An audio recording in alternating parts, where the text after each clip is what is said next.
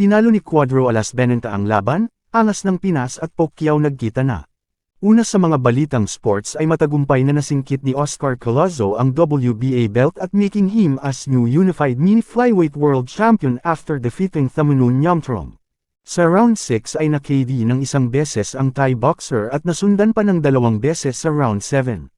Ang potential fights versus sa dalawa nating kababayan na sina Champ Tad Oran ng IBF at Jerusalem sa WBC ang magsilyo para sa isang undisputed title fight sa minimum weight.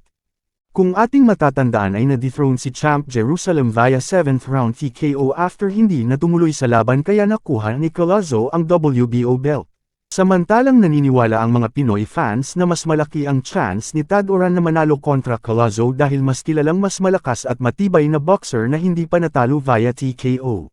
Sa ibang balita ay trending sa bansang Japan ang pahayag ni former 3-division champ Cuadro Alas noong nakaraang araw na titigil na siya sa pagbuboxing at di umano. Nabukod tanging babalik lang ito kung si monster ng Japan undisputed champ na Naoya Inoue ang makakalaban. Meanwhile ay nagtala ngayon ng 3 sunod-sunod na talo si Duke Maika kung ating matatandaan ay unang nadungisan ang malinis niyang kartada when facing former 3-division world champ Cuadro Alas. Kahapon ay naging kontrobersyal ang laban ni Maika nang ma-knockdown ito sa unang round. Makikita sa replay na sa gloves tumama ang suntok ni Crowder pero nakapagtataka na napaatras at napaupo sa corner si Maika at ni-roll out na TKO. Ayon sa nakapanood ay nag-actingan lang daw ito o baka raw binenta ang laban pabor sa kalaban. Sa ibang banda na sina Cuadro Alas at Pacquiao nagkaharap na sa wakas sa event pero how about sa Pacquiao at angas ng Pinas magkikita't magkaayos pa ba?